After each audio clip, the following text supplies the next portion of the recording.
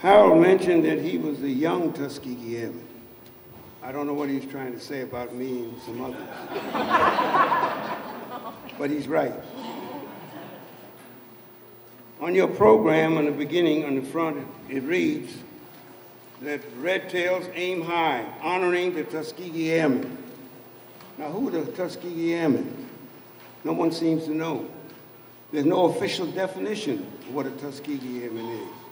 But when you hear Tuskegee Airmen, the first thing you're supposed to think about, the Black Air Force of World War II. That's the first thing you're supposed to think about.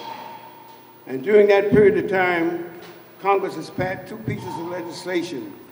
One for the experimentation of blacks in the civilian aviation and military aviation. They were passed in 1939 for the expansion of the Air Corps and for the introduction of the civil pilot program to some of the black colleges. And they sent the word out across the country for people to volunteer because they were going to allow blacks to be trained technically in some of the skills of the Air Force. And when that announcement came out in March of 1941, I was one of the over 500 people who responded and volunteered, 291 who volunteered for technical training. And we were assembled from around the United States at Chanute Field, Rantoul, Illinois. And over 500 people applied, but when they ended up in shaking out everybody after boot training, then technical training, we ended up with 401 Tuskegee Airmen. That is the original group of the military Black Air Force in 1941. Now, when you think of that, and you have to think about what happened, there was a fighter group and a bomber group, and consisting of over 15,000 men and women, black and white, civilian and military. And when people ask us, do you know so-and-so, they have no idea that we were spread out at different places. And the fighter group went overseas, the bomber group did not go overseas. The fighter group is known, and this is from the 15th Air Force with the white command. Blacks didn't command anything. And the white command had put out the information in about June of 1945 that the 332nd Fighter Group had, in their missions, never lost a bomber of an Allied plane they escorted. Now that is put out by the white command. And today, the agency who puts out this research information at Maxwell Field at the university down there now is trying to demystify what they promulgated in 1945, that they had never lost a bomber, or trying to indicate some bombers they had lost. Well, very few people really believe the details, but certainly the blacks couldn't have put it out. They don't have that information. And now, 70 years later, coincidentally, with the Red Tails movie, they're demystifying some of these things that they put out, that they weren't as great as they thought. Well, why did you wait 70 years to do that, coincidentally with the announcement of the Red Tails movies? This is to give you an idea what power structure do. It is embarrassing, it's damn sure embarrassing, that black men could escort white bombers, and the white bombers felt safer with the black pilots than they did with the white. And now 70 years later, you wait to make that statement. So just think that from a point of view. And as I said, the white command, or I didn't say this specifically, the white commanding officer of the fighter wing in which the 332nd belonged gave Colonel Davis a letter indicating that information, but he was the commander of the wing. Now, he was not the commander of the 15th Air Force, and that may be why that letter hasn't surfaced, because it was between the commanding officer of the wing and Colonel Davis of the 332nd Fighter Group as compared to the commanding General Twining of the 15th Air Force. So you see, these are subtleties. And Colonel Davis, in his autobiography, mentioned it. But again, it has not surfaced. I don't know what has happened. But again, I must remind you, because you have to understand, power doesn't give up anything willingly. You have to yank it from them. That's the only way you get it. And as a result, the embarrassment with the Red Tails, and you see Lucas films, Lucas is a maverick, he went on his own and became one of the wealthiest men on his own through his technology, etc. And he spent over, as I understand it, just under $100 million to put out this film so you could have an understanding what was missing. And the reason he had to put up the money because Hollywood would not support him. What they said was that they didn't know how to market it. Can you imagine Hollywood not knowing how to market anything? And I understand he's made pretty good on the film. Now let me get back to the fighter group and the bomber group.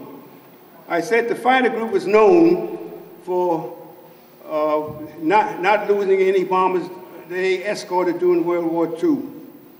The bomber group, which you don't hear about, and primarily not just the discrimination, racial discrimination, they didn't want us to begin with. They hoped that when we were being taught as airplane mechanics, we would fail. Because Arnold had said he was a bigger racist, but he wasn't as big a racist as Roosevelt, because he couldn't do what he did if Roosevelt didn't approve of it. But the point is that they took the position that we couldn't succeed. It would take 15 years to make a crew chief. Can you imagine that? But that could be consistent with the War Department position that we would not have the ability to be pilots and be technical mechanics, etc.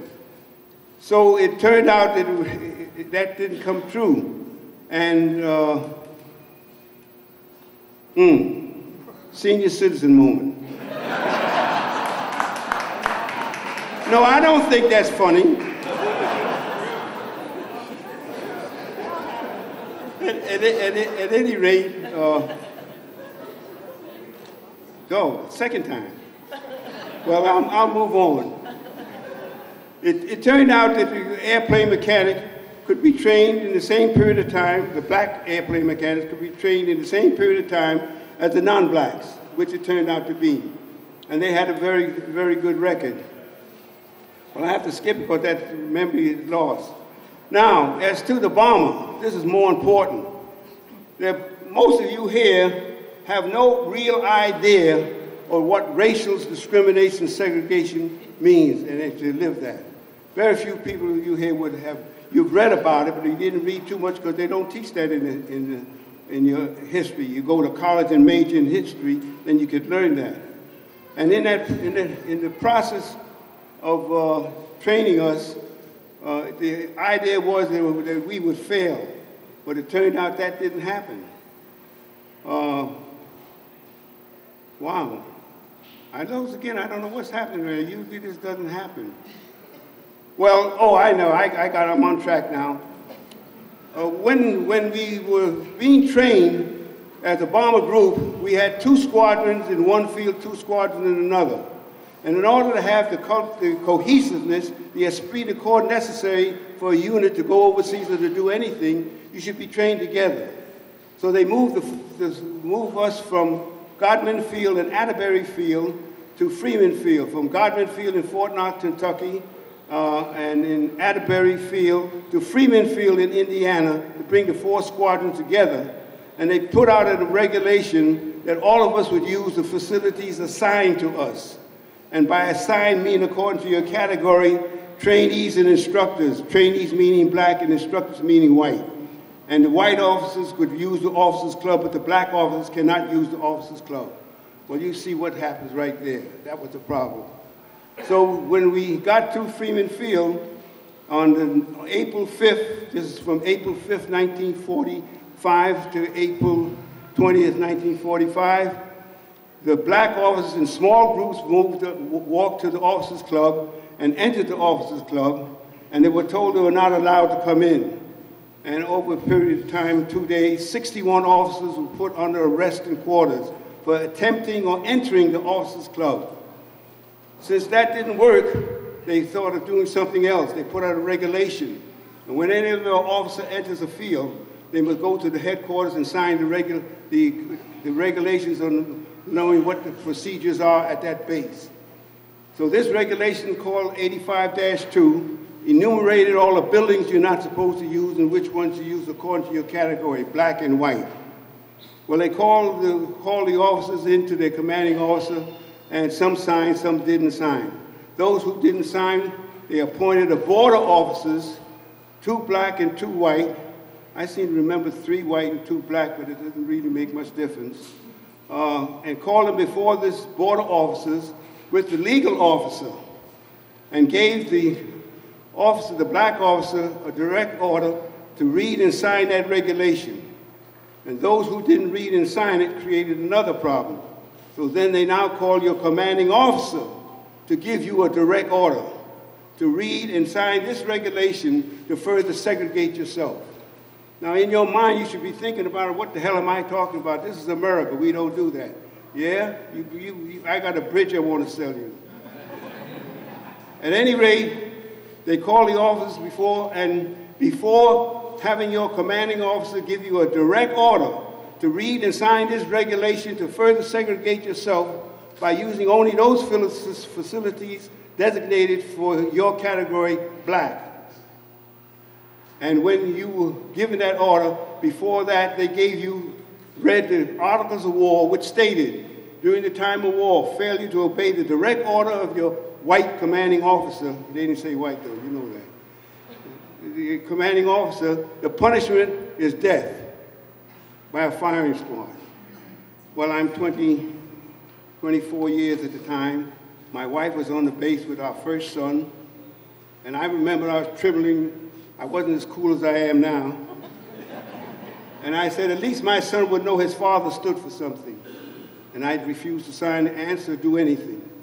And all of us were ordered arresting quarters, 101 of us. And that's April 11th, 1945.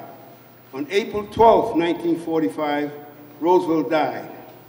And blacks at that time, because he had appointed a black general and thought he was a liberal because he was a Democrat, thought he was not a racist, but he was the #1 racist because the military couldn't do what they did if they didn't have his support, no matter how you put it. Whether he kept his mouth shut or didn't talk to anybody, he shook his head at least. He condoned it. Well, you can imagine then what I said the day before, my son knew his father stood for something. Then it occurred to me that the reality of being put at a firing squad became closer. But I wasn't so comfortable, I was more uncomfortable at that time. Then who was this guy Truman comes in? Didn't know. But anyhow, on April 13th, the next day, they flew us in 6 C-46s back to Godman Field. And where we were stationed and where we were quartered, they had cordoned off that area with a fence. And I don't know if it had a barbed wire, and with white military police guarding it to prevent us from running to go where? We're all in the United States right there. I can't imagine what they think. I guess they were going to think we're going to run home and go to mama or something like that. And at the same time, we could look across the road and see prisoners of war, Italian prisoners of war, walking around with blue denims, a big P in the back, freely walking around and giving service to the military automobiles, private automobiles to the soldiers. And we naturally felt very embarrassed by this, didn't think they'd go that far. But for your information, all over the United States, they had prisoners of war. And some of them socialized with the white local girls at that time. They'd go to the movies where the blacks couldn't go to the movies. The German prisoners of war and the Italian prisoners of war could go and sit, and the blacks could not even enter the theater or had to sit in the back. I tell you that because that's part of the history that you don't get, and that will give you some idea. So now we're at Godman Field incarcerated, but what they didn't think about, these were the barracks we left. And while they closed them down and segregated, they didn't take the telephones out. Now you got blacks all around the country who can make long-distance calls to the people and let the press know. And in a day or so, there was an onslaught of press who came in. Now the pressure was on, and they want to know how this all happened. I don't think they figured it out. And then the wives who were left back at the base, they were able to make contact. So the pressure got big on Roosevelt. He's a backup for election.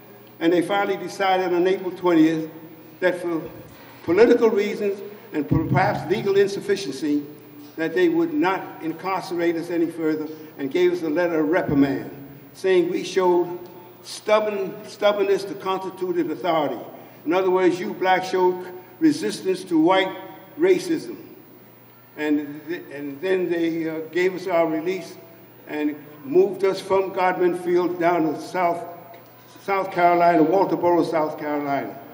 And now the command of the whites were removed, and the command by blacks, the commanding officer of the 332nd took command on late June, and the beginning of July, he took command of the air base.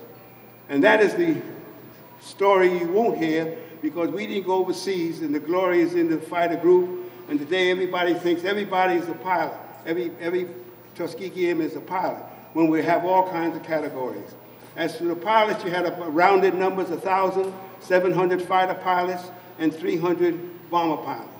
And all you hear about are the fighter pilots, and they're not going to give up anything. And that's why Les, who was the first bomber pilot, black bomber pilot, you don't know about him, because he was originally, he didn't tell you this, so let me quickly, he was in a fighter class. He was in the fighter section of the twin engine and single engine class that he was in.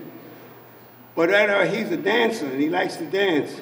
And the reason he came to the fighter group, because he couldn't see himself fighting in the Army and coming back shot up and wounded that we saw through World War I. So he knew if he was a fighter pilot and had an accident or shot down, that'd be the end of it. And that's one of the main reasons he became a bomber pilot. All right? Thank you very much.